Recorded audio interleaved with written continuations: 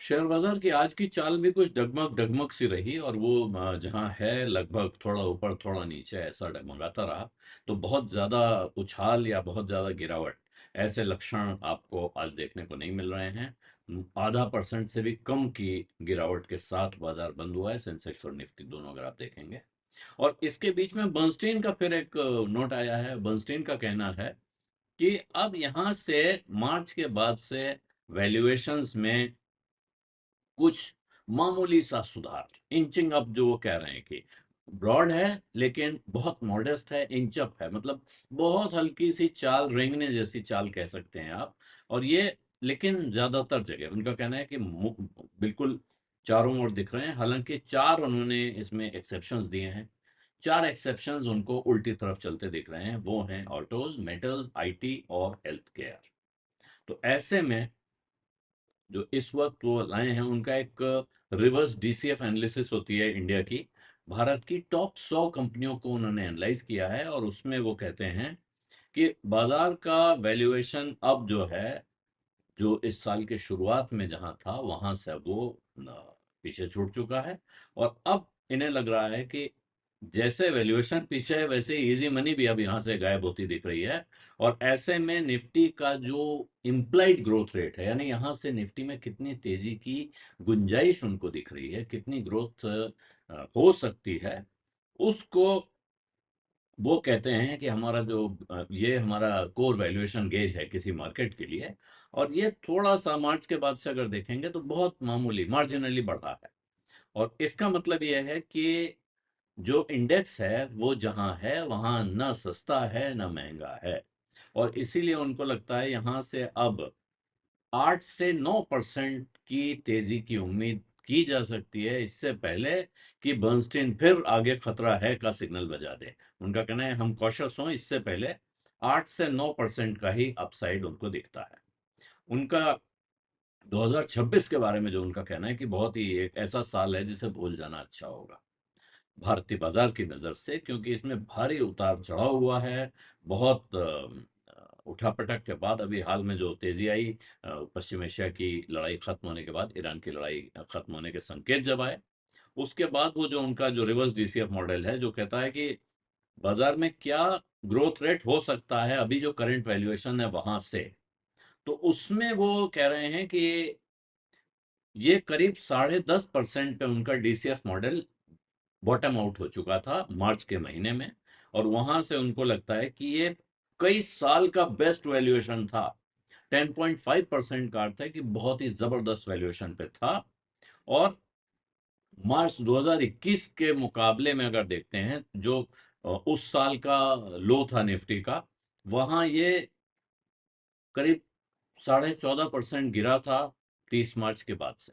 तो तब से अब तक अगर देखें तो इंडेक्स करीब 8%, 7.8% बढ़ चुका है। और ये करीब करीब साल में देखेंगे जनवरी से अब तक 8% नीचे है। तो इसमें इम्प्लाइड ग्रोथ अभी भी थोड़ा और बढ़ के 10.7% हो रही है। बर्नस्टीन को अब भी लगता है कि गुंजाइश है बाजार में, रफ्तार की गुंजाइश बची हुई है, यानी बाजार के जुबान में कहते हैं बाजार में चाल बची हुई है, यहां से अभी और भाव मिल सकता है। लेकिन वो भाव कितना है, उनका कहना है हमें 8 से 9% की बढ़त की गुंजाइश यहां दिखाई पड़ रही है। लेकिन इसके आगे कहानी है, क्योंकि कहानियां खत्म नहीं हो रही है। तो उनका कहना है उसके आगे जाके फिर रिटर्न्स जो हैं वो मुश्किल होते जाएंगे, कंस्ट्रेन होते जाएंगे, वहां से आगे कमाई की गुंजाइश बहुत कम होगी। और इम्प्लाइड ग्रोथ है वो करीब 11.5% के करीब पहुंचेगी, जो वो 2024 में जब पिछला बुल रन पीक हुआ था उस जगह पे थी। तो अब वो कह रहे हैं यहां से वहां जाकर फिर ये बुक द प्रॉफिट कॉल दे सकते हैं। अगर यहां से 8-9% बाजार बढ़ा तो शायद बर्नस्टीन कहेगा कि बेचो और मुनाफा निकाल लो। और लेकिन वो जरा थोड़ा जब बाहर जाते हैं, ब्रॉडर लेवल पे जाते हैं, तो जो बर्नस्टीन का डेटा सेट है उसमें 94 शेयर हैं। यहां ये कह रहे हैं कि इम्प्लाइड ग्रोथ 15.8% पे बैठी हुई दिख रही है। और ये मार्च के बाद से अब तक इसमें कोई खास फर्क नहीं आया है, ये अनचेंज्ड है। एक साल पहले ये आंकड़ा 16% पे था, 2024 की शुरुआत में 14% पे था। और अप्रैल 2023 में बूम शुरू होने के पहले था 10.5% पर। तो अब बर्नस्टीन इसको कैसे रीड करता है, उसका कहना है कि मार्च के लो से 8% रिकवरी के बावजूद भी अभी वैल्यूएशंस बहुत बहुत अट्रैक्टिवली प्राइस नहीं दिख रहे हैं। और अभी जो मूव अप हुआ है, जो रफ्तार तेजी आई है, उसने भी अभी वैल्यूएशंस को बहुत ज्यादा स्ट्रेच भी नहीं किया है। तो दोनों तरफ से सस्ता भी नहीं हुआ है, महंगा भी नहीं हुआ है। दोनों का एक तरह से कह सकते हैं मीन निकला हुआ उनको दिख रहा है। लेकिन इस रिपोर्ट में जो सबसे इंटरेस्टिंग कॉल है वो है कि अब स्मॉल और मिड कैप की आउट परफॉर्मेंस का वक्त शायद जा रहा है, जो पिछले पूरे साल चलता रहा है। और अब शायद जो लार्ज कैप है उनकी वापसी का वक्त आ गया है। लार्ज कैप स्टॉक्स इस साल में लगभग 8% डाउन है, जिसमें अगर आप निफ्टी नेक्स्ट 50 को भी जोड़ लेंगे तो फिर वो हो जाता है 6% की गिरावट है। तो ये जो विदेशी निवेशकों का 28 अरब डॉलर निकला है भारत के बाजार से, उसकी सबसे बड़ी चोट यहीं आई है। मार्च और जून के बीच में यह रकम निकली है, और उसमें सबसे जबरदस्त बिकवाली लार्ज कैप में हुई है। जबकि मिड कैप और स्मॉल कैप ने करीब 3.5% और 8.5% का रिटर्न दिया है इसी दौरान। तो ये जो आउट परफॉर्मेंस है मिड और स्मॉल की, उनका वैल्यूएशन फिर ऊपर चढ़ गया है। और मिड कैप सब करीब लार्ज कैप के मुकाबले 1.5x पे ट्रेड कर रहे हैं, जबकि उनका लॉन्ग टर्म एवरेज 1.3 टाइम्स होता था। तो वो महंगा है, बिल्कुल साफ है। और स्मॉल कैप्स का तो 0.97 होता था, वो है 1.33 टाइम्स। तो दोनों एक हिस्टोरिक हाई पर हैं लार्ज कैप के मुकाबले जब उनको वैल्यू करते हैं। हालांकि अब भी ये जो मिड कैप की पीक थी 2024 में, वो थी 1.7 टाइम्स की, उससे नीचे है। लेकिन क्या आप उस पीक का इंतजार करना चाहेंगे, ये सवाल है।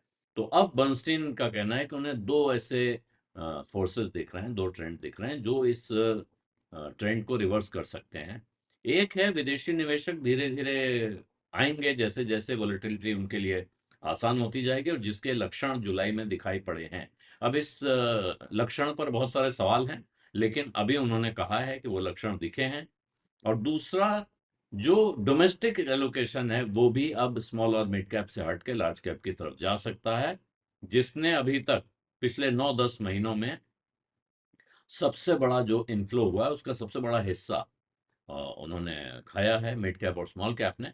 तो वो भी हो सकता है अब लार्ज कैप की तरफ घूमे, क्योंकि लार्ज कैप का शेयर जो डोमेस्टिक फ्लोज में लार्ज कैप का शेयर है, वो 2025 की शुरुआत में था 24%, और इस साल वो गिर के हो गया है 17%।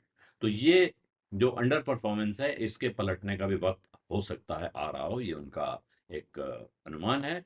और बर्नस्टीन इसमें एक बहुत साफ बात ये कह रहे हैं कि ये बहुत ब्रॉड बेस्ड रैली नहीं होगी। यहां से जो 8-9% की रैली की बात कर रहे हैं, उनका कहना है अगर लार्ज कैप्स में तेजी आएगी तो फिर वो मोटे तौर पर स्मिड की, यानी स्मॉल और मीडियम मिड कैप्स की कीमत पर ही होगी। वहां से पैसा निकलेगा और यहां जाएगा। और ऐसे में वो सेक्टर की जो कॉल दे रहे हैं, उनको लगता है कि अभी भी बर्नस्टीन का कहना है कि है वैल्यूएशंस में थोड़े सुधार हो सकते हैं। लेकिन उनका कहना है कि इसमें 4 एक्सेप्शंस हैं, जो ऑटो, मेटल्स, आईटी और हेल्थ केयर। और इसमें ऑटो में वो कह रहे हैं स्विंग पूरा टाटा मोटर्स के कैश फ्लो एस्टिमेट से ड्राइव हो रहा है, और वो महिंद्रा पर भी कंस्ट्रक्टिव हैं। लेकिन उनको लगता है रूरल इकोनॉमी के और केपेक्स के रिस्क हो सकते हैं हीरो मोटो कॉप में और अशोक लेलैंड में। बर्नस्टीन अभी आईटी और हेल्थ केयर पे ओवरवेट हैं, जबकि दोनों सेक्टर्स की इम्प्लाइड ग्रोथ उनको गिरती हुई दिखाई दे रही है।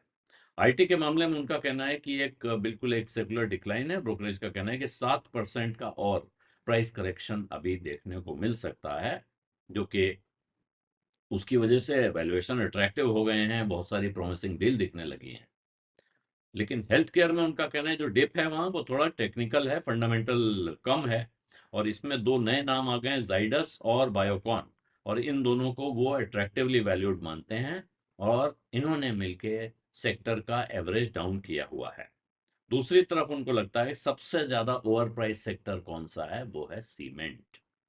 जहां उनको दिख रहा है कि ये बिल्कुल, बर्नस्टीन ने जब से ये रिवर्स डीसीएफ सीरीज शुरू की थी, तब से अपने हाईएस्ट वैल्यूएशन पे सीमेंट इस वक्त उनको बैठा हुआ दिख रहा है। और इसी तरह इंडस्ट्रियल्स भी उनको ओवर प्राइस नजर आ रहे हैं। एनर्जी में भी वैल्यूएशन बूम दिखा है, वहां इम्प्लाइड ग्रोथ 8% से बढ़कर 10% हो गई है। और क्योंकि वहां कैश फ्लो के एस्टिमेट बहुत कट हुए हैं, प्राइस रन अप अप्रैल से काफी बढ़ चुका है। बर्नस्टीन का कहना है ये सेक्टर एक्सपेंसिव है अपनी अपने रीसेंट इतिहास को, हिस्ट्री को देखते हुए, लेकिन अभी वोलेटाइल है। और जो कच्चे तेल के दामों में अगर तेज गिरावट आ जाती है तो फिर यहाँ फिर एकदम उसकी परिस्थिति बदल सकती है। तो ये तरह तरह की चीजें देख के साथ में वो ये कह रहे हैं कि एक रियलिटी चेक है अपनी मेथोडोलॉजी पर भी।